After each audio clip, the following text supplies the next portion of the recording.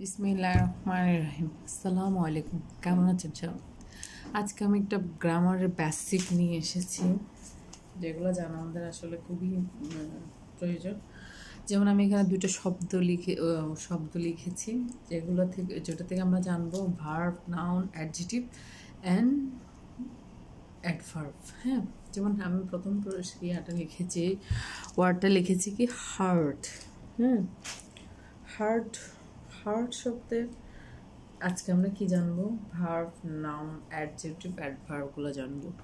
যেমন আমরা প্রথমে জানবো হার্টের অ্যাডভার্বটা কি। হ্যাঁ, হার্টের অ্যাডভার্ব হচ্ছে কি হার্ট, সবসময় মনে রাখতে হবে LY হচ্ছে সবসময় অ্যাডভার্বের চিহ্ন।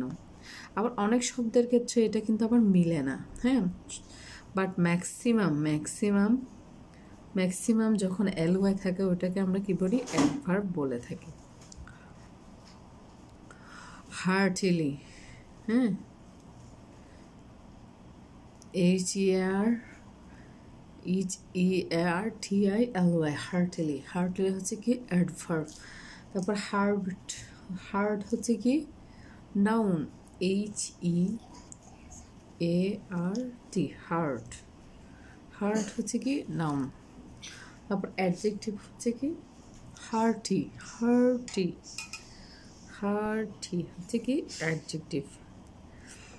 LY হচ্ছে অ্যাডভার্বের চিহ্ন। আবার ওয়াই থাকলে শুধু তখন এটা আবার অ্যাডভার্ব হবে না। হ্যাঁ, ভার্ব হার্টেন, খুবই ইম্পর্ট্যান্ট একটা বিষয়। আমরা যখন কোনো একটা শব্দের এই 4টা রূপ ধরতে পারবো তখন ইংরেজিটা আমাদের জন্য অনেকটা ইজি হয়ে যাবে। হার্টেন হচ্ছে কি ভার্ব। তাহলে আমরা বুঝতে পারবো অ্যাডভার্ব হচ্ছে হার্টলি, নাউন হচ্ছে হার্ট, মানে কি এখানে নাউন যে শব্দটা আমি লিখেছি ওটা কি নাউন। হার্ট, অ্যাডজেক্টিভ হচ্ছে কি হার্টি, ভার্ব হচ্ছে হার্টেন, HEARTEN, হার্টেন। সবসময় মনে রাখতে হবে এটা কি ভার্বের একটা মানে চিহ্ন বলা যায়।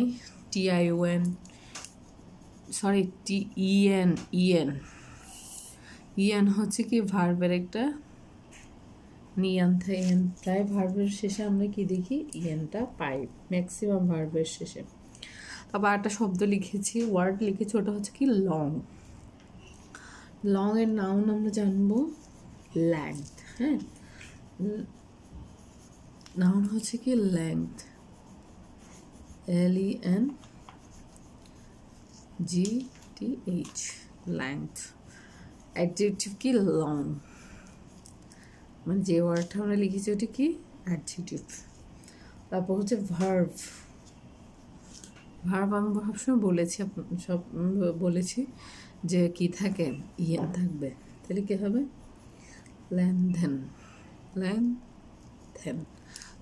নাউনের সাথে ইএন যোগ করে দিলে কি হবে? ভার্ব হয়ে যাবে। থ্যাংক ইউ গাইস, আসসালামু আলাইকুম।